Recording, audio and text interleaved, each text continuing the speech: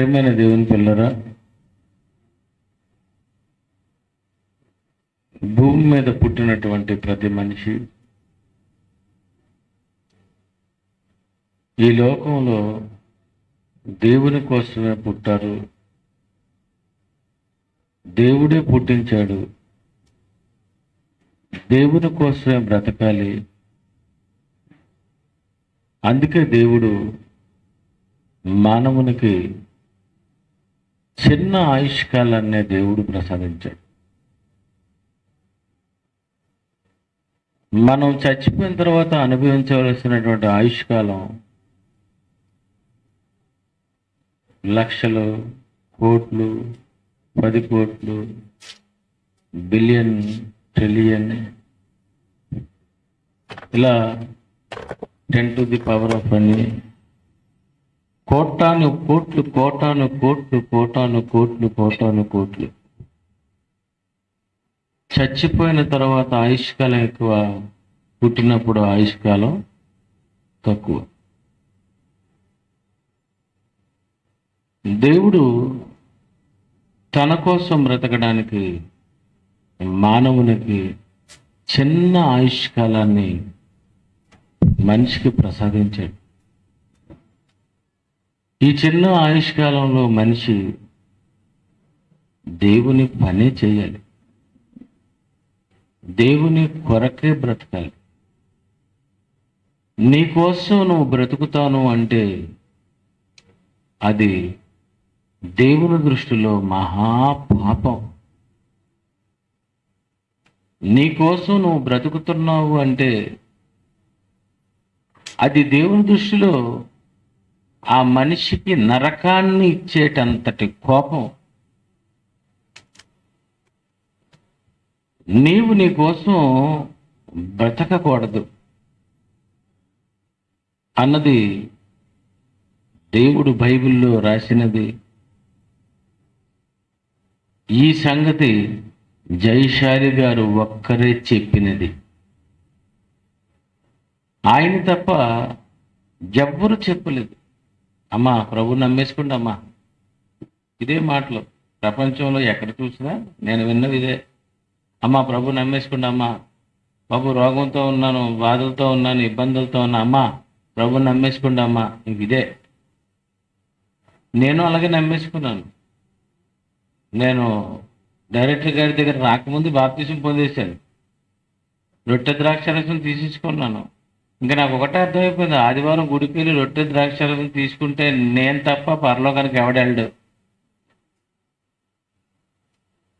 అలాగే అనుకున్నాను నేను. కానీ నిజంగా జయశాలి గారు, నాన్న నువ్వు దేవుని కోసమే పుట్టావు, దేవుడు పుట్టించాడు, నువ్వు దేవుని కోసం బ్రతకాలి. ఒక మొక్క దాని జీవితం అంతా నీకే, ఒక జంతువు దాని జీవితం అంతా నీకే. ఈ ప్రకృతిలో ఉన్నది ఎవరి జీవితమైనా మానవ జీవితం తప్ప జీవరాశులలో ఏ జీవితమైనా అది నీకే, నీకోసమే. అది నీకోసమే పుడుతుంది. నువ్వు తినినంత కంటే తక్కువ తింటుంది. ఒక ఆవు ఏం తింటా చెప్పండి? నువ్వు తిన్నంత తింటదా? ఒక కోడి నువ్వు తిన్నంత తింటదా? ఒక కోతి, ఒక మేక, పంది అయితే మరీ ఘోరం, నువ్వు తినేసింది అది తింటది. మరీ ఘోరం కదండి పాపం. ఆ జీవన చూస్తే మీకు ఏమనిపించింది? నీది కూడా ఒక జన్మైన పంది, సూసైడ్ చేసుకో అని అనిపించలేదా? అంతేనా? ఒకసారి మీరు ఆలోచించండి. మీరు తిన్నంత ఈ ప్రకృతిలో ఏ జీవి అయినా పులిహారి, దద్దోజనం, పొంగలి, బిర్యానీ, పరవన్నం, chicken biryani, chicken fry, mutton fry, fish fry, కారము, పులుపు, ఉప్పు ఇవన్నీ వేసుకొని తింటుందా ఎక్కడైనా ఏ జంతువు అని చెప్పండి? మీరే. రాత్రిపూట మీరు పెట్టిన భోజనం చూసినప్పుడు మీకు ఏమనిపించాలి? నేనే మంచి భోజనం చేస్తున్నానని మీరు అనుకోవాలి. ఎందుకంటే ఏ జీవికి మీలాంటి సుఖం లేదు. ఎలాంటి సుఖము లేని అవి వాటికి ఇచ్చినటువంటి జీవితం నీకోసమే సమర్పించుకొని సమర్పయామి అంటుంది. మరి మీరు అవన్నీ తమ కోసం బ్రతకు, మీకోసం బ్రతుకుతాయి. మీరు మీకోసం బ్రతకూడదు. మానవుడు తన కోసం బ్రతికితే చాలా తప్పది. ఈ విషయాన్ని లోకస్వార్త 16:25 ఒక్క మాటలో దేవుడు కొట్టిపడేశాడు. లోకస్వార్త 16:25 అందుకు అబ్రహాము, కుమారుడా, నీవు నీ జీవితకాలమందు నీకిష్టమైనట్టు సుఖము అనుభవించితివి. నీవు నీ జీవితకాలమందు నీకిష్టమైనట్టు సుఖము అనుభవించితివి. నీకోసమే నువ్వు బ్రతికావు. నీకోసమే నువ్వు బ్రతికావు. మహా దుర్మార్గుడు అన్నాడు. అడు మహా దుర్మార్గుడు, ధనవంతుడు. నీ జీవితకాలమందు నీకిష్టమైనట్టు సుఖము అనుభవించితివి. వాడి జీవితకాలం అంతా వాడి సుఖం అనుభవించాడట. వాడి అన్నదమ్ములకి పెట్టలేదు, వాడి తండ్రికి పెట్టలేదు. నా తండ్రి అంటే 5 సహోదరులు ఉన్నారు, మా నాన్న దగ్గర 5 తమ్ముళ్ళు ఉన్నారు తప్ప నా దగ్గర మాత్రం ఎవరు లేదు. నేను వన్ అండ్ ఓన్లీ సింగిల్గా భోంచేస్తాను. నాకు బైబిల్ అలాగుంది. వీడు ఎవడనమాట వీడు? నా తండ్రి ఎంత 5 సహోదరులు ఉన్నారంటే అర్థం ఏంటి? మా నాన్న దగ్గర 5 ఉండిపోయారు, నేను మాత్రం ఎక్కడున్నాను? ప్రతిదినము బహుగా సుఖపడుతుండేవాడు. అందుకే నీ జీవితకాలమందు నీకిష్టమైనట్టు సుఖము అనుభవించితివి. ఎవరికి పెట్టలేదు. నీకోసం నువ్వు బ్రతకడం అనేది చాలా పొరపాటది, పొరపాటండి. ఇది తెలుసుకుంటే స్వర్గం. ఇది తెలుసుకుంటేనే, ఇది తెలుసుకున్న వారు మాత్రమే పరలోకానికి వెళ్తారు. ఇది నేను దేవుని పిల్లారా. అందుకే దేవుడు ఎవరైతే తన కోసం బ్రతుకుతారో, ఎవరైతే తన గూర్చి చెప్తారో, ఎవరైతే తన గూర్చి నమ్ముకుంటారో, ఎవరు తనను ఎక్కడికి రమ్మంటే అక్కడికి వచ్చేస్తారో అలాంటి వాళ్ళకి దేవుడు ఎంతో ఆశీర్వాదం ఇస్తాడు. అలాంటి వారికి దేవుడు భూమి మీద కూడా ఒక మంచి గొప్ప స్థానం ఇస్తాడు. అలాంటి వాళ్ళ పిల్లలను దేవుడు చల్లగా చూస్తాడు.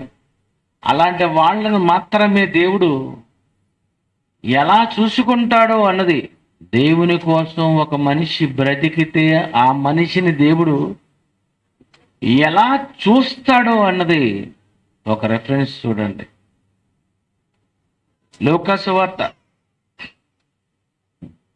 1:54-55 లూకాసు వార్త 1:54-55 అబ్రహామునకును అతని సంతానమునకును యుగాంతము వరకు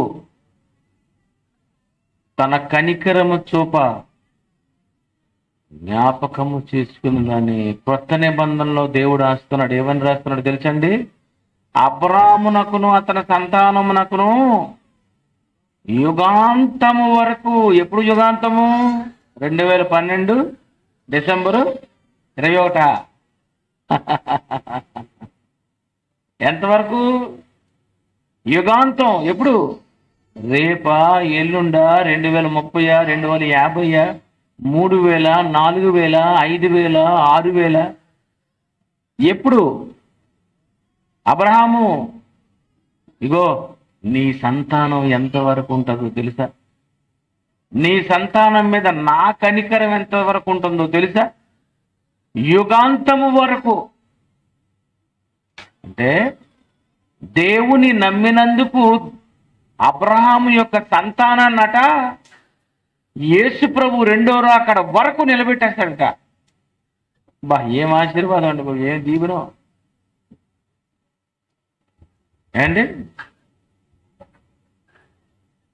ఎందుకు దేవుడు అంత ఆశీర్వాదం ఇచ్చాడు అతనికి చెప్పండి?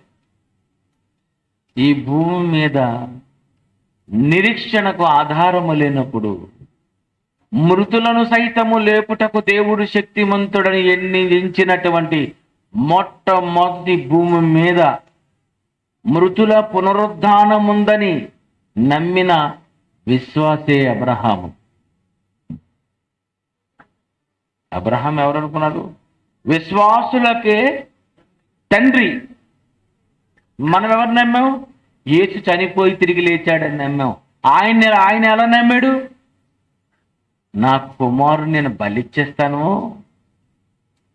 నా కొడుకుని నేను నరికేస్తాను, నా కొడుకును దేవునికి నేను బలిచ్చేస్తాను. అయితే నా కుమారుని దేవుడు ఏం చేస్తాడు తెలుసా? హెబ్రీ పత్రిక 11వ అధ్యాయం 17, 19 చూడండి.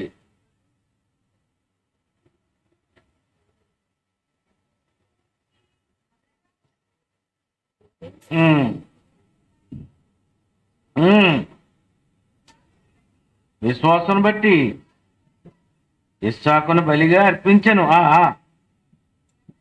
ఎవడు ఆ వాగ్దానములు సంతోషంతో అంగీకరించును, ఇస్సాకు వలనైనది నీ సంతానం అనబడును. 19 చెప్పబడును, అబ్రహాము మృతులను సైతము లేపుటకు దేవుడు శక్తిమంతుడని, మృతులను సైతము లేపుటకు దేవుడు శక్తిమంతుడని ఎంచిన వాడే. నా కొడుకును చంపేస్తాను, ఆ దేవుడు లేపేస్తాడు. అంతేనా? అబ్రహాం కొండ మీద తీసుకెళ్ళినప్పుడు ఎందుకు చెప్పలేదు వాళ్ళ ఆవిడకి? సమస్య లేదు, కొండ మీద నుండి కొడుకుని తెచ్చేస్తాను, ఇది గ్యారంటీ. నా కొడుకు నేను చంపేస్తాను, ఇది గ్యారంటీ. దేవుడు లేపేస్తాడు, అది గ్యారంటీ. గుండె ధైర్యంతో ఈవేళ ఒక మృతుల పునరుద్ధానాన్ని నేను చూడబోతున్నానని ఆశతో వెళ్ళిపోయాడండి. ఏమి కాన్సెప్ట్ అండి బుర్రలో అబ్రహాం గారు. ఏమనుందమ్మా? మృతులను సైతము లేపుటకు దేవుడు శక్తిమంతుడని ఎంచిన వాడే తన కుమారుని అర్పించుటకు వెనుక తీయక అని అన్నాడంతే. అంటే అబ్రహాం ఎందుకు ఇచ్చాడు బలిని? ఇస్సాకుని ఇచ్చేస్తే ఏమనుకున్నాడు? ఇస్సాకు వల్లైనదే నీ సంతానం అన్నప్పుడు ఇస్సాకు చచ్చిపోతే నాకెలా సంతానం ఉంటుంది? కనుక ఇస్సాకును దేవుడు బలిమ్మంటే ఇమ్మంటున్నాడు కనుక నేను ఇస్తాను, కానీ దేవుడు లేపుతాడు. ఆయన తలంపులది. దేవుడు ఏం చేశాడు? ఇంకెందుకు నీకు అలాగా పాయింట్ లీక్ అయిపోయిందని, ఇంకా అవసరం లేదు, గొరిపిల్ని నేనే కట్ చేస్తానని దేవుడు కార్యక్రమం అందరితో ఆపేసేటండి. లేకపోతే ఆ వేళ కత్తెత్తాడు అంతేనా? అందులో ఆయన ఎవరు? అబ్రహాం గారు. అబ్రహాం గారి సంతానం ఉంది. ఏ సంతానం అది? ఇష్మాయేల్ సంతానం. ఎవరాళ్ళు? కత్తక్కం అనిపించడమే అంతేనా? కస్తబ్ వేసేయడమే. అంటే ఇస్సాకును కూడా దేవుడు అబ్రహాం ఏమనుకున్నాడు? జిహాద్ అనుకున్నాడు. ఏంటండి టెన్షన్ లేకుండా వేస్తున్నాడు ఏంటండి? ఎందుకు? నేను మొక్కలు చేసిన తర్వాత ఆ మెడని దేవుడు ఎలా కలుపుతాడో చూద్దామని అనుకుంటున్నాడు. అది సూచక్రియ. బైబిల్ బ్రహ్మాండమైనటువంటి బైబిల్ అండి. అతనికి ఎంత నమ్మకం అండి అబ్రహాము. నిజం గ్రేట్ కదండి. నువ్వు చూడకుండా నమ్మావు, నిజమే.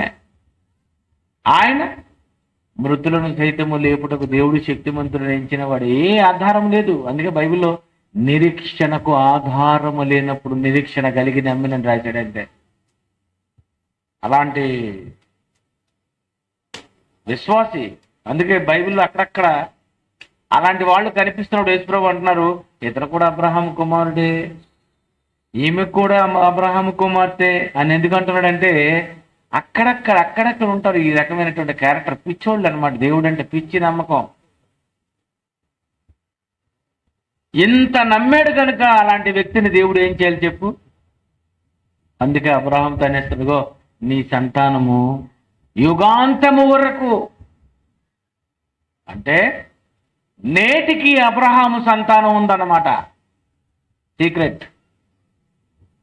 అది ముస్లిమ్స్ కావచ్చు, అది అబ్రహాము, ఇస్సాకు, యాకోబుల నుండి వచ్చినటువంటి ఇశ్రాయేలు సంతానంలో ఉన్న సంతానాలు కావచ్చు. వాళ్ళ సంతానం సంతానం సంతానం సంతానం సంతానం సంతానం వాళ్ళు మంచి వాళ్ళైనా చెడ్డవాళ్ళైనా, వాళ్ళు ఎవరైనా కావచ్చు. బ్రహ్మాండం అండి. బ్రహ్మాండంగా బ్రతికేస్తున్నారు అబ్రహాం సంతానం. నిజం.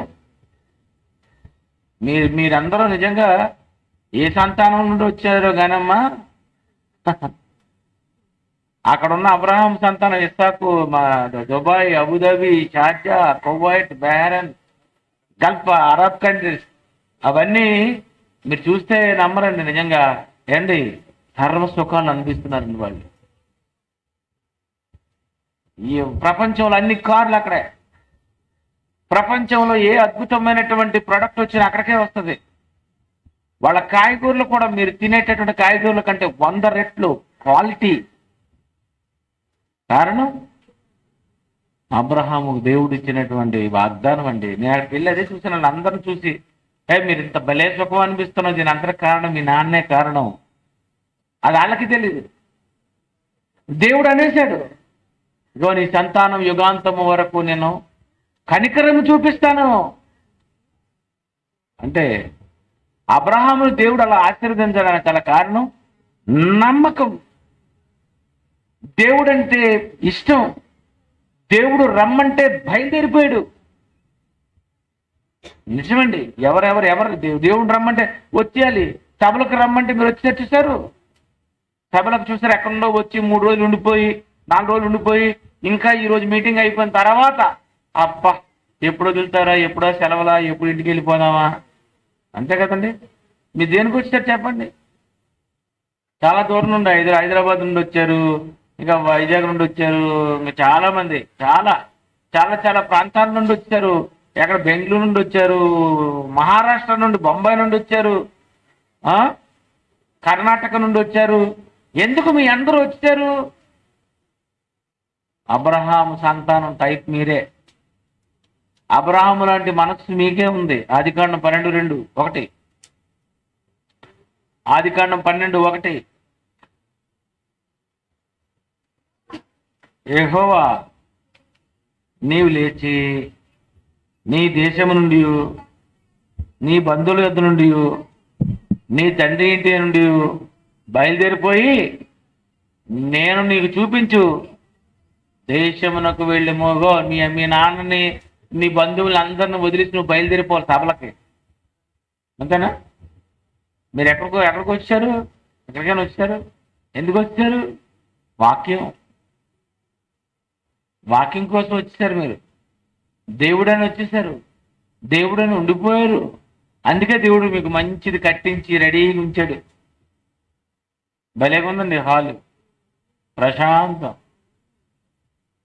నేను అనుకున్నాను ఎండలో శుభ్రంగా చిన్న బరక వేసి చితగొట్టేస్తారు నన్ను అనుకున్నాను. ఎంత ప్రశాంతంగా ఉందండి, ఎంత హాయిగా ఉందండి. అబ్రహామును పిలిస్తే బయలుదేరిపోయాడట. 2వ వచనం,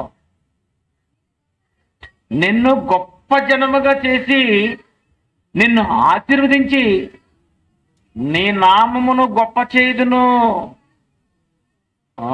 నీ నామము అబ్రహాము, నీ పేరుని నేను మ్రోగించేస్తాను. అబ్రహాం నీ పేరు ఎదిరిపోవాలి. నీ నామము హైలైట్ చేసేస్తాను. పరదేశంలో ఉన్నోడు మాట్లాడాలన్నా నీతోనే ఇంటర్వ్యూ, తండ్రివైన అబ్రహామా అని నీకు అక్కడ కూడా నీ పేరుతోనే మాట్లాడాల. భూమి మీద ఈ భూప్రపంచములో చెప్పాడు కదా తమ్ముడు, పాత నిబంధన 39, కొత్త నిబంధన 27 అని తెలుసుకోవాలంటే దాని టెక్నిక్ 27 పుస్తకాలను తెలుసుకోవాలనుకుంటే 3 9 27 అంతే కదా, 39 3 9 27. ఆ 27లో మొదటి పుస్తకమే ఎవరి పేరు ఉంది? మత్తయి సువార్త 1వ అధ్యాయం 1వ వచనం. మొదటి పేరు ఎవరిది చెప్పండి? మొదటి పేరు నాదా, నీదా, ఆదాముదా, యేసుప్రభుదా? ఎవరిది? ఎందుకు రాశాడు ముందు చెప్పండి? బైబిల్ చదివినప్పుడు బైబిల్ పరిశోధనలు ఫస్ట్ నేను ఇలాగే అనుకున్నాను, తక్కువ తీయగానే ఇతని పేరు ముందు ఎందుకుంది? మొదటి ప్రశ్న మీకు వచ్చింది ఎప్పుడైనా? మీకు అలాంటివి ఏమీ రావు. ఈవేళ కూడా వంకాయ కూరైనా బంగాళదుంపేనా అవే తినాలి మీరు. ఆరోగ్యం ముందు ఎందుకుందమ్మా అక్కడ పేరు? ఎప్పుడైనా అడిగారా? దేవ ఎందుకుంది తండ్రి ముందు? ఇంగ్లీష్ బైబిల్లో ఆయన పేరే, తెలుగు బైబిల్లో ఆయన పేరే, కన్నడ బైబిల్లో ఆయన పేరే, మలయాళం బైబిల్లో ఆయన పేరే. ప్రపంచంలో ఎన్ని భాషలు ఉంటే అన్ని భాషల్లో క్రొత్త నిబంధనలో మొదటి పేరు ఆయనది, పాత నిబంధనలో మొదటి పేరు దేవుడిది. ఆదియందు దేవుడు భూమి ఆకాశం సృజించాడని ఆయన రాసుకున్నాడు. రెండో పుస్తకంకి వచ్చేసరికి యేసుప్రభు పేరు రాయలేదు ముందు, పరిశుద్ధాత్మ పేరు రాయలేదు ముందు, మరి ఆదాము పేరు రాయలేదు. వంశావళి అని ఆదాము పేరు పెట్టాలి, వంశావళి అంటే నోవహు పేరు పెట్టాలి. ఎవరి పేరు ఇప్పుడు రాశాడు ఆయన? ఎందుకంటే నీ నామము గొప్ప చేసేస్తారు. బా ఎంత అదృష్టం అండి! అలాంటి అబ్రహాము పేరు బైబిల్లో మొదటి పుస్తకంలో ఆ మొదటి పేరు అతనిదే అంటే నిజంగా అబ్రహాముకు దేవుడు ఎంత గొప్ప స్థానం ఇచ్చాడు. ఆయన్ని దేవుడు ఎందుకు అంత హైలైట్ చేశాడంటే నమ్మాడు, రమ్మంటే వచ్చాడు, బలిమ్మంటే ఇచ్చాడు. చివరికి ఆయన పునాదులు గల ఆ పట్టణము కోసం నేను ఎదురు చూస్తున్నానని చెప్పాడు. ఆయనకు వాగ్దానం చేసినటువంటి వాగ్దాత భూమిని అబ్రహాము దూరం నుండి చూసి వందనము చేశారట. అంటే అబ్రహాము కానీ, ఇస్సాకు కానీ, యాకోబు కానీ ముగ్గురు కలిసి నమస్కారం నాయన ఈ పర్లాకిముడికి. ఎవరిది? ఈ పలాసాకి. అంతే కదండి. ఇక్కడ మీకు దేవుడే ఏమని ఎకరాలు ఇచ్చేస్తే ఏం బాగుంటుందండి? బాగలేదు కదండి ఊరు. నాకు నచ్చలేదు, మీకు నచ్చిందో లేదు. నిన్న మొన్న రికార్డింగ్కి వెళ్ళాం పర్లాకిముడి, అక్కడ కూడా ఏం బాగలేదు, అది బాగలేదు. ఆ మధ్య నుండి వస్తున్నాం, అది బాగలేదు. ఆ కొండలు కొండలు కొండలు కొండలు, ఆ కొండల్లో నువ్వు నీకు కానీ ఒక ఇల్లు దేవుడు ఇచ్చాడు అనుకో, ఏం బాగుంటుంది చెప్పండి? దీనికంటే టాపు పాలు తేనెలో ప్రవహించి దేశం,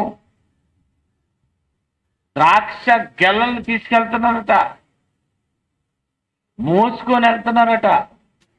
అంతకొక ద్రాక్ష పళ్ళు, అంజురు పళ్ళు.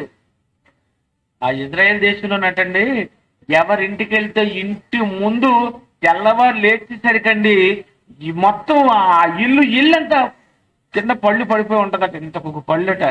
ఏవి? అంజూరు పళ్ళు. నిజం. అయ్యో బ్రదరు మీరు ఎప్పుడు వచ్చినా మీకు తీసుకెళ్తామండి, అదండి ఇదండి అంటున్నారు. ఎందుకండి మాకు అంజూరు పళ్ళు చెప్పండి?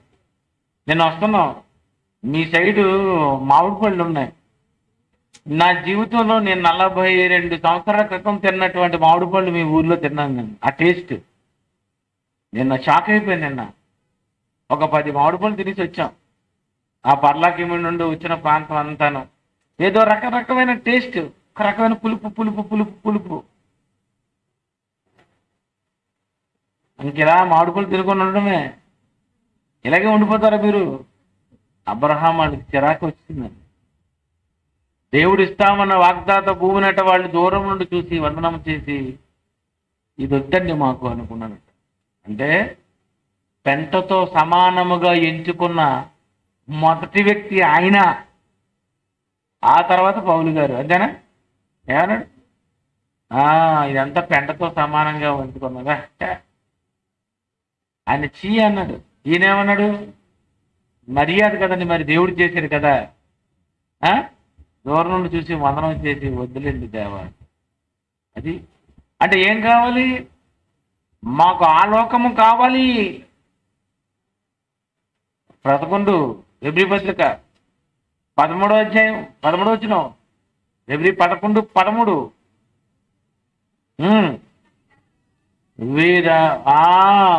వీరందరూ ఆ వాగ్దాన ఫలము అనుభవింపకపోయినను దూరము నుండి చూచి వందనము చేసి తాము భూమి మీద పరదేశులము యాత్రికులమై ఉన్నామని ఒప్పుకొని, మేము పరదేశులము, మేము యాత్రికులం అని ఒప్పుకున్నారట. ఎక్కడ? ఏ ఊరు వెళితే ఆ ఊర్లో ఇదే ప్రసంగం. ఏమని? మేము పరదేశులం, మాది ఈ ఊరు కాదు, మాది పలాస కాదు, మాది పర్లాకిముడి కాదు, మాది శ్రీకాకుళం కాదు, మాది విజయనగరం కాదు, మాది విశాఖపట్నం కాదు. వాళ్ళు అంటున్నారు. వాళ్ళు నువ్వేమంటావు? మీరు ఎక్కడి నుండి వచ్చారు? మేమా శ్రీకాకుళం. మీరు ఎక్కడి నుండి వచ్చారు? మాదా బూంది. మీరు ఎక్కడి నుండి వచ్చారు? మేము బూంది. మీదే ఊరండి అంటే మనం ఈ ఊరు చెబితే అబ్రహాం అనేవాడట మేము పరదేశండి, మేము పరదేశులమండి, మాది దేశం కాదండి, మేము యాత్రికులండి. అండ్ పబ్లిక్లో వాళ్ళు చెప్పిన ప్రసంగాలు ఏ ప్రాంతంలోకి వెళితే ఆ ఊరిలో చెప్పే మాటలు ఇవే. మాది ఈ లోకం కాదు, మాది ఈ లోకం కాదు, మేము యాత్రకు వచ్చాం, మేము వెళ్ళిపోతాం, మేము ఇక్కడ ఉండు, మాకు పునాదులుగా ఆ పట్టణము కావాలి. పరలోకం కోసం ప్రకటించిన మొట్టమొదటి కుటుంబం అదండి. ఈ లోకంలో ఏది వద్దనుకున్న కుటుంబం అదేనండి.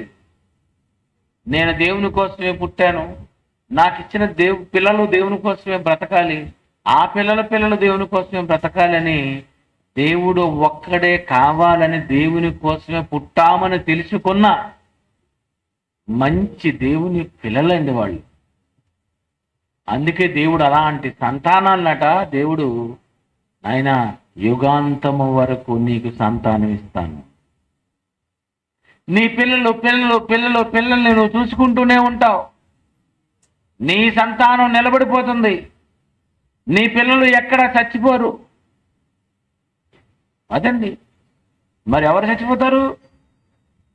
కీర్తనల గ్రంథం 37వ అధ్యాయము 28-38. కీర్తనల గ్రంథం 37వ అధ్యాయం 28-38. అలియనగా యెహోవా న్యాయమును ప్రేమించువాడు, ఆయన తన భక్తులను విడువడు, వారెన్నటికీ కాపాడబడుదురు గాని భక్తిను సంతానము నిర్మూలము.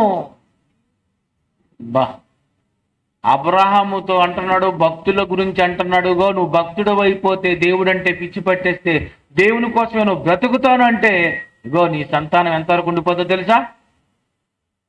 నీ సంతానం ఎప్పుడు కాపాడబడిపోతుంది. నిజమండి. మీరు దేవుని కోసం బ్రతికారనుకోండి, మీరు కాపాడబడిపోతారు. మీరు దేవుని కోసం ఉన్నారనుకోండి, మీ ఇంటి చుట్టూ ఉన్న వాళ్ళు అందరూ చచ్చిపోతారేమో, కానీ నువ్వు మాత్రం ఒంటరిగా బయటకు లేచిపోతావు. కారణం, నీకు అంత వాగ్దానం చేశాడు దేవుడు. 38. ఒకడైనా నిలువకుండా అపరాధులు నశించుదురు, భక్తిహీనుల సంతతి నిర్మూలమగును. కీర్తనలు 14:5.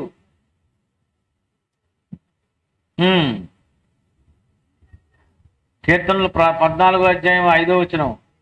ఎందుకనగా దేవుడు నీతిమంతుల సంతానము నీతిమంతుల సంతాన పక్షమున ఉన్నాడు. బా, అంటే నీ పక్షాన్ని ఎవరున్నారు? నువ్వు దేవుని నమ్మావా? నీకు అంత ఇష్టమా దేవుడు అంటే? నువ్వు దేవుడి గురించి సభలకు ఎక్కడికైనా వచ్చేస్తావా? నువ్వు దేవుని కోసం ఉండిపోతావా? నువ్వు దేవుని కోసం ఏమైనా ఇచ్చిస్తావా? నువ్వు దేవుని కోసం ప్రకటిస్తావా? నువ్వు దేవుని కోసం చెబుతావా? లోకంలో ఏది ఇచ్చినా వద్దని అనేస్తావా? అయితే నీ సంతానం కాపాడుకుంటాడు. దేవుడు నిన్ను చూస్తాడు. నువ్వు నీతిమంతుడు కదా, నువ్వెప్పుడు బ్రతికిస్తావు. బా, దేవుని కోసం బ్రతికినటువంటి వాళ్ళండి సక్సెస్ అయిపోతుంటారండి. ఓడిపోతారు అనుకుంటారు కదా, లోకం అనుకుంటుంది ఇతను ఓడిపోతాడు రా, చచ్చా. ఓటమే లేదు, విజయం, జయశాలి, జయించుచు నువ్వు అన్నిటినీ దాటుకుంటూ అన్ని గెలిచేస్తావు, నువ్వు అన్ని సాధించేస్తావు. నిజమండి. ఈ సభలలో ఎంత గందరగోళం అండి. ఆ సభలు ఆపడానికి ఆ పోస్టర్లు చింపిస్తుంటే మీకేమనిపించదు, కానీ కన్వీనర్కి హార్ట్ అటాక్ ఒక్కటే తక్కువ. టెన్షన్ టెన్షన్ టెన్షన్ టెన్షన్, బుర్ర వేడెక్కిపోతుంటది. చివరికి అలాంటి వాళ్ళందరూ వచ్చి కౌగిలించుకున్నారు అంటే రెండో రోజే బా, ఏటండి నీతిమంతులు చదవమ్మా. నీతిమంతుల సంతాన పక్షమున ఉన్నాడు. బా, చూపించాడు, మీకు తెలిసిపోయింది, మీకు కళ్ళారా మీరు చూశారు. ఇవన్నీ మనం ఎప్పుడు చూడదు కదా ఇలాంటివి. నాకైతే ఇవి సంతోషం, కొత్త కొత్త విషయాలు. నాకు ఆశ్చర్యం అనిపించింది. ఆశ్చర్యం. ఎవరండి తిరిగి వస్తారు? ఎవరండి తిరిగి కౌగిలించుకుంటారు? అంతేనా? వీడియోలు పక్కనే పెట్టారు. అది ఒక 4 రోజులు చూసుకోవాలా, ఓ సంవత్సరం చూసుకోవాలా. ఏటి విచిత్రం, ఏటి విచిత్రం, ఏటి విచిత్రం. దేవుని నమ్ముకున్నవాడంటే అలా ఉంటది. దేవుని కోసం బ్రతికినటువంటి భక్తునికి నీతిమంతుల సంతాన పక్షమున ఆయన ఉన్నాడు. అంటే నువ్వు కోర్టులోనికి వెళ్ళినా నువ్వే గెలిచేస్తావు, నువ్వెక్కడికి వెళ్ళినా నువ్వే గెలిచేస్తావు. ఓడిపోతాడు వాడు, శత్రువు ఓడిపోతాడు. ఎందుకు ఓడిపోతాడంటే ఆయన నీ పక్షమున ఉన్నాడు. కీర్తన గ్రంథం 89వ అధ్యాయము 29.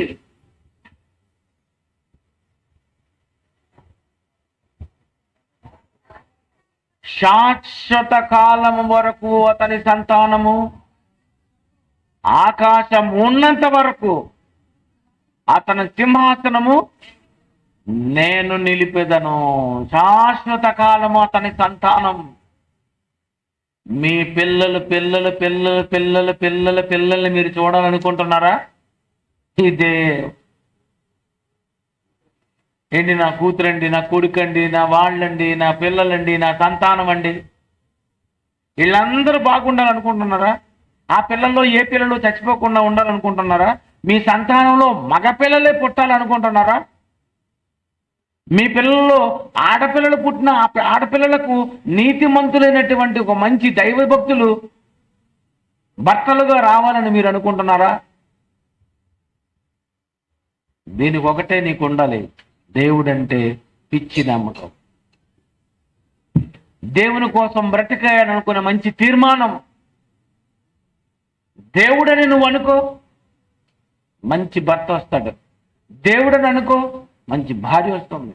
దేవుడని అనుకో, నీ సంతానం రోగాలతో ఉన్నా, బాధలతో ఉన్నా, ఇబ్బందులతో ఉన్నా అన్నీ సెటిల్ అయిపోతుంటాయి. అన్నీ సెట్ అయిపోతుంటాయి. అవన్నీ ఎందుకు జరుగుతున్నాయి నీకు ఇప్పుడు తెలీదు, కొన్ని రోజుల తర్వాత నీకు తెలుస్తుంది. కారణం, నిజంగా దేవుని కోసం నువ్వు నిజంగా నమ్మి నువ్వు బ్రతికిన వ్యక్తివైతే నీ సంతానాలట యుగాంతము వరకు, శాశ్వత కాలము వరకు ఆయన నీ పక్షములో ఉంటాడు. ఆయన నిన్నే కాపాడుతూ ఉంటాడు. ఏమైనా దేవుని పిల్లలు, యెషయా గ్రంథం 27వ అధ్యాయం 6వ వచనం చూడండి. రాబో దినములలో యాకోబు వేరుపారును, ఇశ్రాయేలు చిగుర్చి పూయును, వారు భూలోకమును ఫలభరితముగా చేదురు. దేవుడు అంటున్నాడు యాకోబుతో, గో, మీ సంతానం అంతా ఉండిపోద్ది యాకోబు, నీ పిల్లలు ఉండిపోతారు. సామెతలు 14వ అధ్యాయం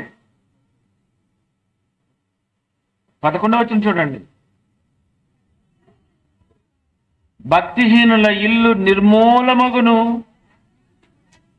యథార్థవంతుల గుడారము వర్ధిల్లును. యోబు గ్రంథం 15వ అధ్యాయం 34వ వచనం చూడండి.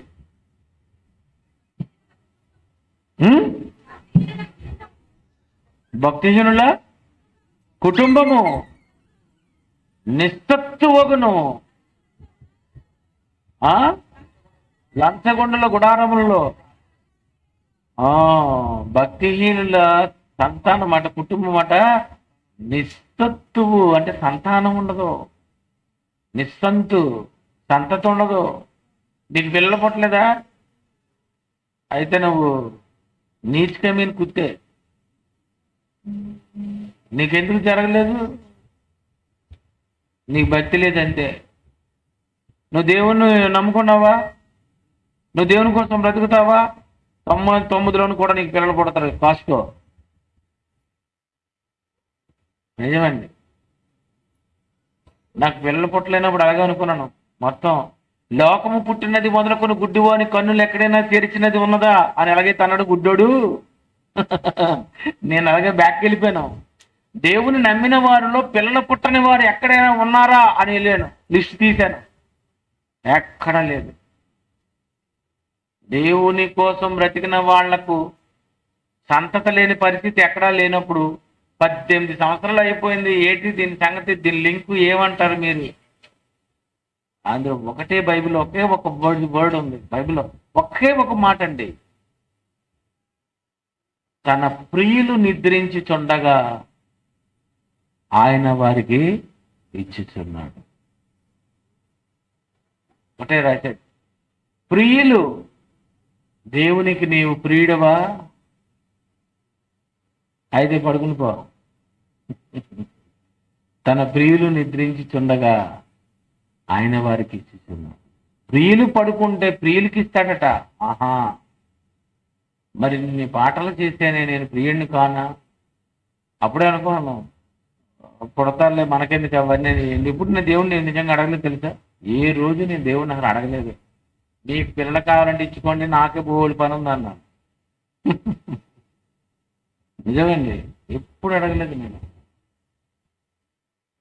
ఎవరైనా ఏంటండి మీకు ఇంకా పుట్టలేదా అంటే, వీరేమి చేయించున్నారు వీరెవరు, వీరిని క్షమించండి అనుకుంటు. అదే గిల్లుతారు కదండి పక్కన ఉన్న వాళ్ళు అందరూ. యోబు చుట్టూ ఉన్నటువంటి స్నేహితులు టైపు అందరూ. బైబిల్ తెలియదు కదా, ఏదో అనుకుంటారు. ప్రియమైన దేవుని పిల్లరా, దేవుని కోసం నిజంగా బ్రతికితే నీ పిల్లలు పిల్లలు పిల్లలు పిల్లలు నీ పిల్లలు పిల్లలు నువ్వు టెన్షన్ పడవలసిన అవసరం లేదు. నా సంతానం నిర్మూలం అయిపోతుందేమో అని అనుకోవాల్సిన అవసరం లేదు. నీ పక్షాన్నే ఉన్నాడు, నీ పిల్లల్ని కాపాడేస్తాడు ఆయన. నిజమండి. దేవుని కోసం బ్రతికినటువంటి భక్తుల యొక్క పిల్లలు దేవుడు ఎంత బ్రహ్మాండంగా కాపాడుతుంటాడో ప్రాక్టికల్గా నేను ఎన్నో చూశాను, ఎన్నో అనుభవించాను. దేవుడు ఇలా కాపాడతాడేటి, ఇలా కాపాడతాడేటి, ఇలా చేస్తాడేటి అంటే అంతే. ఆయన నీతి పంక్తున్న పక్షంలో ఉన్నాడు. నువ్వు దేవుని నమ్ముకున్నావు కదా, మరి నువ్వు దేవుని కోసం బ్రతికావు కదా. ఏదో తప్పు చేస్తావు, ఏదో ఎక్కడో కేసులోనో ఎందులోనో ఇరుక్కుపోతావు. అయినా నువ్వు ఎలా తప్పించుకుంటావో, నిన్ను ఎలా తప్పిస్తాడో అది నువ్వు చూదుగా. నువ్వు దీనంతటికి కారణం దేవుడంటే ఎవరికి ఇష్టం ఉందో, దేవుని కోసమే ఇంకా నేను బ్రతుకుతానని నువ్వు ఎప్పుడైతే అనుకుంటావో, నేను, నా పిల్లలు, నా కుటుంబము మేమందరము యెహోవాను సేవించదము అని ఎప్పుడైతే అనుకుంటారట, అలాంటి వాళ్ళ ఫ్యామిలీ ఎలాగుంటుందో 128వ కీర్తన మొదటి వచనం చదవండి. 128 కీర్తన. యెహోవా యందు భయము భక్తి కలిగి ఆయన త్రోవల యందు నడుచువారు ధన్యులు. నిశ్చయముగా నీవు నీ చేతుల కష్టార్జితమును అనుభవించదవు. నీవు ధన్యుడవు, నీకు మేలు కలుగును. నీ లోకుట నీ భార్య ఫలించు ద్రాక్షవల్లి వలె ఉండదట. ఆవిడ ఎలాడదనమాట, ఫలించు ద్రాక్షవల్లి అంటే ఈ ద్రాక్షవల్లికి ఎలాగైతే ఎర్ర ఎర్రగా పిండాల్లా కనిపిస్తాయో ఈవిడి పిల్లల్ని కనీయడానికి రెడీగా ఉంటుంది అనమాట. అది దేవుని కోసం బ్రతికినటువంటి వాళ్ళు నిజంగా ఫ్యామిలీ ప్లానింగ్ చేసుకోకూడదండి, తెలుసా? నేను మా బావ కనీసాను, ఎలా కనీసాను. నేను ఆపరేషన్ కట్టాను, నేను ఏం చేసుకోను. నేను ఎంతమంది కంటారో కనీసం మోతాదు వదిలేద్దాం ఒక్కొక్కరిని. 3 గదులు ఉన్నాయి అక్కడ. లేదు లేదు నాయన, ఎందుకు వద్దొద్దు, వద్దులే నాన్న, వద్దు. అప్పటికి ఇంకా నాకు తొందర పుట్టలేదు. ఇంకా రేపు పుడతాడు అనగా ఈ ముందు రోజు రాత్రి చెప్తారు, నాయన అర్జెంటుగా చిన్నికి ఆపరేషన్ చేయించేద్దాం. మనసులో ఏమనుకోనో తెలుసా, బాబోయ్ ఈయనేంటండి బాబు, ఈయన ఆపరేషన్ అన్నారు, అయితే వీడు మగోడే. ఇలాగే అనుకున్నాను మనసులో. నేను ఒకటే అనుకున్న మనసులో, ఈయన ఆపరేషన్ చేద్దాం అంటున్నారేంటి, ఒకవేళ కానీ ఆడపిల్ల పుడితే నాకు ఇంకా పిల్లలే పుట్టరు, నాకు సంతానం ఉండదు అనుకుంటున్నాను నేను. ఆయన చేయించిన ఆయన ఏం చెప్తే నేను అదే చేస్తాను. ఎందుకంటే అది ఆయనకున్న సంబంధం, నాకు ఆయన అలాగ అర్థమయ్యారు. అయితే అలాగా ఇంకేంటి, అయ్యగారు వచ్చారు బయటికి తొందర. నిజమండి, దేవుని కోసం నువ్వు నిజంగా బ్రతికినటువంటి భక్తుడు అయితే నీ పిల్లలు ఆడపిల్లలైనా మగపిల్లలైనా, ఆడపిల్ల పుట్టారని నువ్వేం బాధపడవలసిన అవసరం లేదు. ఆడదో సబ్జెక్ట్ ఉంది, ఆడదొక చరిత్ర. జన్మకైతే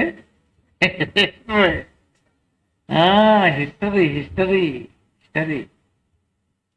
ఎవరి గర్భము నుండి ఆయన ఎవరిని రప్పించబోతున్నాడో, చెట్టు ఫలము నీకు, గర్భఫలము మాకు. అంతే కదండి. ప్రియమైన దేవుని పిల్లరా, నిజంగా నువ్వు దేవుని కోసం బ్రతికేటటువంటి మంచి వ్యక్తి అయితే నీ సంతానాలను దేవుడు అలా అభివృద్ధి చేస్తాడు. నీ పిల్లల భూమి మీద ఉండిపోతారు. మీరు పరదేశకు వెళ్ళిపోయినా మీరు ఏమనుకుంటారో తెలుసా, బోడు మంది సంతానాలు ఇంకానా గర్భాల నుండి మా పిల్లలే వస్తున్నారని నువ్వు తెలుసుకుంటావు. కారణం దేవుని కోసం బ్రతికినందుకు దేవుడు అబ్రహాము గూర్చి దేవుడు ఆ లోకాసు వార్తలు అందుకే రాసేశాడు. ఏమని రాసేశాడు, యుగాంతము వరకు నీ సంతానమును ఉంచెదను, కనికరము చూపిస్తాను. యుగాంతము. ఎక్కడ యుగాంతం అండి బాబు? ఎప్పుడు అబ్రహాము, ఎక్కడ అబ్రహాము, ఇస్సాకు, యాకోబు, దావీదు, వీళ్ళందరూ పుట్టి పుట్టి పుట్టి పుట్టి మలాకి, ఇటు మళ్ళీ యేసు ప్రభు వారు, మళ్ళీ అపోస్తలులు, మళ్ళీ ఈ మనం. ఎక్కడ అబ్రహాము, ఎక్కడ 2018, ఇన్ని సంవత్సరాల ఇంతమందిని దేవుడు కాపాడుకుంటూ వచ్చాడా? యుగాంతము వరకు దేవుని కోసం బ్రతికినటువంటి వాళ్ళ సంతానం నిలిచిపోతూ ఉంటది.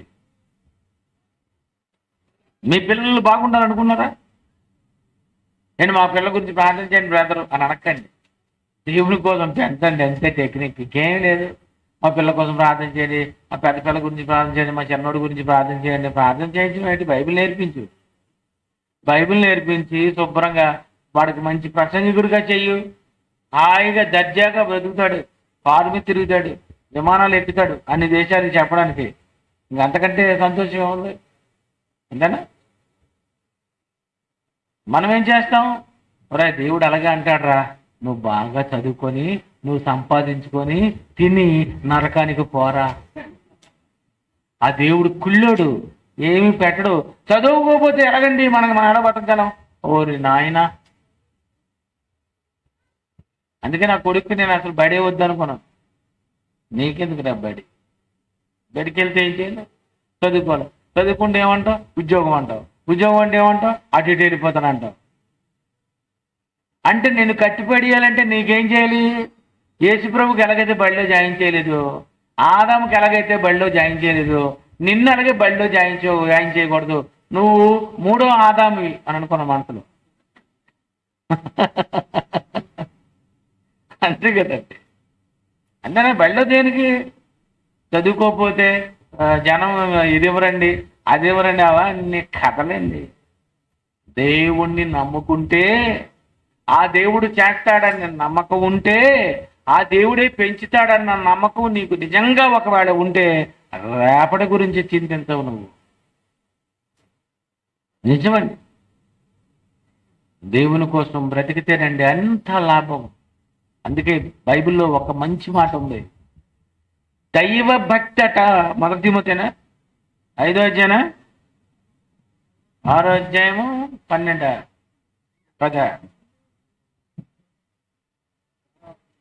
6వ అధ్యాయము 6వ వచనం. సంతుష్టి సహితమైనటువంటి దైవభక్తి. అబ్బా ఏ లాభం! అబ్బా గొప్ప లాభం మాట అండి. మీకు కావాలా చెప్పండి? ఇప్పుడు ఎందులో ఉందట గొప్ప లాభం? చేపల చెరువుల్లో లేవట, రొయ్యల చెరువుల్లో లేదట, బిల్డింగ్లు అమ్మడం రియల్ ఎస్టేట్లో లేదట. ఎందులో ఉంది?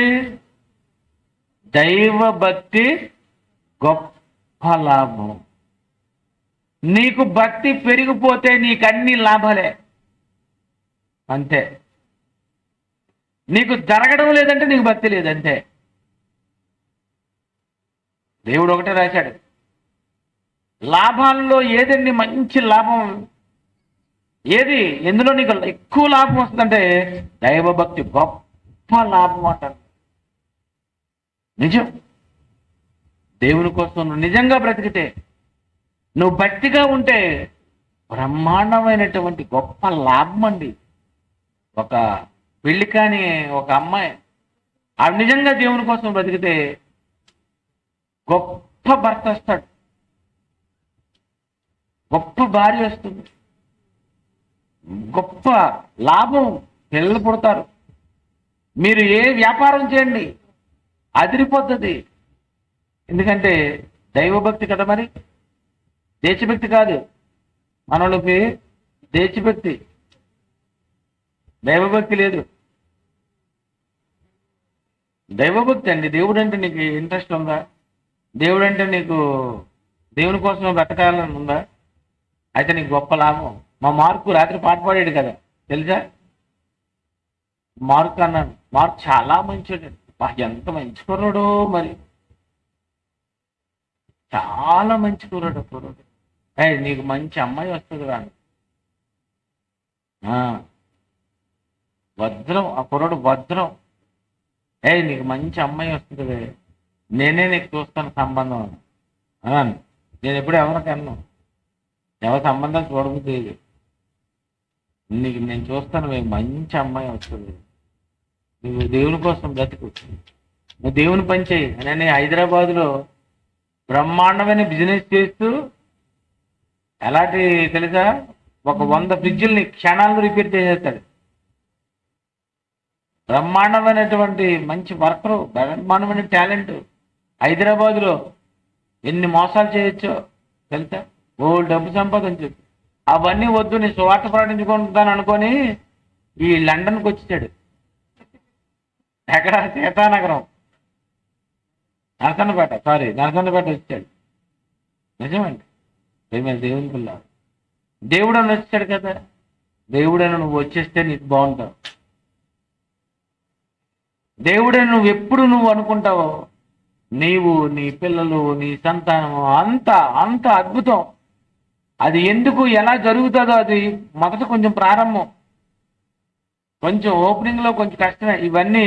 మరి అప్రెంటిస్ ఇది కొంచెం ఓపెనింగ్ లో ఎలా ఉండదంటే చాలా కష్టంగా ఉండదు. ఆ దేవుడు అంటే చిరాకు వచ్చేస్తుంది. అబ్బా ఎవడరా బాబు ఇరుకు ద్వారం ప్రవేశం పోరాడతాడు బాబు, గొప్ప కష్టంగా ఉంది అనిపిస్తుంది. కానీ పోరాటం ఉన్నంత వరకే కష్టం. ఒక్కసారి లోనికి వచ్చామనుకో, అమ్మయ్య లోనికి వచ్చాను బాబు. ఓపెనింగ్, ఇరుకు ద్వారమును ప్రవేశింప పోరాడు అనేకులు ప్రవేశింప చూతురు, వారి వల్ల కాదు అంటే ఇంక ఉండలేమండి అని మొదటి రోజు వెళ్ళిపోతారు. మొదటి రోజు ఉండి 2 రోజులు ఉండి వెళ్ళిపోతారు, 3 రోజులు ఉండి వెళ్ళిపోతారు. 4 రోజు ఉండొచ్చు కదా. 4 రోజు ఇంకెందుకు, ఏటో మరి బుర్రలో పేను కదా, అలా గోపుతుంటది అలా. పద ఇల్లు ఇల్లు ఇల్లు, పద పద పద పద పద, తినేస్తాను తినేస్తాను తినేస్తాను తినేస్తాను. ఏటో ఇంటికి వెళ్ళిపోయి ఆ చెత్త ఇంటిలో అలాగ చూసుకుంటుంటే ఏటో సంతోషం. ఏం సరదాగా వచ్చారు, అలా కొండలు ఉన్నాయి, చెట్లు ఉన్నాయి, ఇల్లులు ఉన్నారు, మనుషులు ఉన్నారు, చూడచ్చు కదండి. ఏటో ఆ ఇల్లు, మరి ఏమి ఇల్లు కట్టించావో కానీ ఇంట్లో అంతేనా. ఒకసారి డైరెక్టర్ గారు గొప్ప మాట అనేసారండి, నాకు తడాలు మనది. మే నెల ఎండల్లో సెమినార్ పెట్టారు. ఈ మే నెల ఎండలకు తట్టుకోలేక ఒక్కొక్కరు జారుకుంటున్నారు. అప్పుడు డైరెక్టర్ గారు కొట్టారండి డైలాగు, ఎండ వచ్చిందని ఇక్కడ ఎంత ఎండ ఎక్కువైపోయిందని మీరు ఇంటికి వెళ్ళిపోతున్నారు, ఇదే ఎండ మీ ఇంట్లో వచ్చింది అనుకో, అప్పుడు మీరు ఎక్కడికి వెళ్ళిపోతారు. అంతే, పెట్లు పట్టుకున్న వాళ్ళు పెట్లు అలా దించారు. అంతే కదండి. ఇక్కడ ఎండ వస్తే అక్కడికి వెళ్ళిపోతావు, మరి అక్కడ ఎండ వస్తే ఉండిపోతావా. నా ఇంటిని కూర్చిన ఆసక్తి నన్ను భక్షిస్తుందనని ఆ ఇంటి పిచ్చున్నోళ్ళు అందరూ మధ్య మధ్యలో వెళ్ళిపోతుంటారు. దేవుడి పిచ్చున్నోళ్ళు అయ్యో 4 రోజులు అయిపోయిందా, నెక్స్ట్ ఇంకెక్కడ ఉంటాయి సభలు అని అడుగుతారు. ఎందుకండి, దేవునిలో ఉంటేనే మీరు బాగుంటారు. దైవభక్తే గొప్ప లాభం. దేవుని కోసం బ్రతికితేనే నీవు, నీ భార్య, నీ పిల్లల పిల్లలు, నీ సంతానం, నీ బంధువులు అందరూ బాగుంటారండి.